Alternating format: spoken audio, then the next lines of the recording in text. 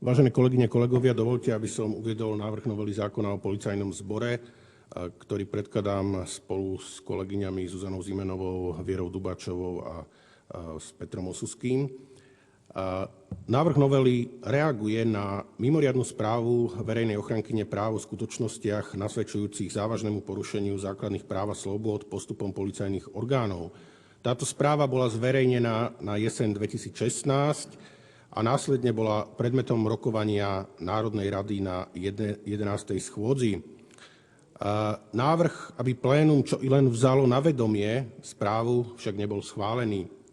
Rovnako neboli schválené naše doplňujúce návrhy, aby z tej správy boli vyvodené dôsledky a aby príslušné orgány prijali opatrenia na zastavenie porušovania základných práv a slobôd, ku ktorému podľa mimoriadnej správy dochádza na policajných staniciach. Pripomínam, že mimoriadna správa sa zaoberala prieskumom, ktorý sa týkal ochrany a dodržiavania základných práv a slobôd osôb umiestnených v celách policajného zaistenia, ktorý bol uskutočnený v roku 2015. V rámci zmieneného prieskumu verejná ochrankyňa práv podľa mimoriadnej správy zistila nasledovné skutočnosti. V policajných budovách má polícia vytvorené priestory, ktoré využíva na obmedzenie osobnej slobody osôb. Tieto priestory nie sú celami policajného zaistenia a neplatí v nich právny režim, ktorý zákon pre takéto cely predpisuje. Jedná sa zväčša o mrežami oddelenú časť miestnosti alebo chodby, v ktorej sa nachádza spravidla iba stolička alebo lavica, v niektorých sú zabudované oká alebo držadlá slúžiace na pripútavanie osoby. Tieto priestory policajti bežne používajú na zatváranie a pripútanie fyzických osôb, považujú ich za bežnú súčasť policajného postupu. Zmienené priestory policajti nazývajú ako vyhradené priestory, miestnosti pre predvedené osoby alebo zadržiavacie miestnosti.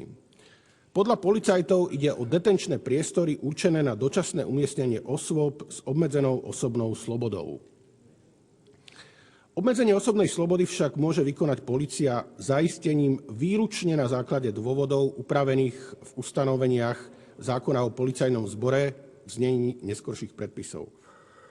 V ustanovení paragrafu 42 a následných tento zákon upravuje možnosť umiestniť zaistenú osobu do cely policajného zaistenia, ako aj podmienky umiestnenia do cely a podmienky vybavenia cely. Zákon neustanovuje žiadny iný spôsob umiestnenia osoby do iného uzavretého priestoru nachádzajúceho sa na policajnej stanici. Každé takéto konanie policajta znamená podľa verejnej ochrankyne práv prekročenie Ústavou republiky vymedzených kompetencií polície, a teda svojvôľu. Preto navrhujeme doplniť do zákona o policajnom zbore ustanovenia, ktoré odporúča v mimoriadnej správe verejná ochrankyňa práv a ktoré majú za cieľ zabezpečiť, aby práva osôb, ktorých sloboda bola dočasne obmedzená, boli rešpektované a chránené a aby policajný zbor postupoval výlučne spôsobom, ktorý je upravený v zákone, nie mimo jeho rámec. Ďakujem.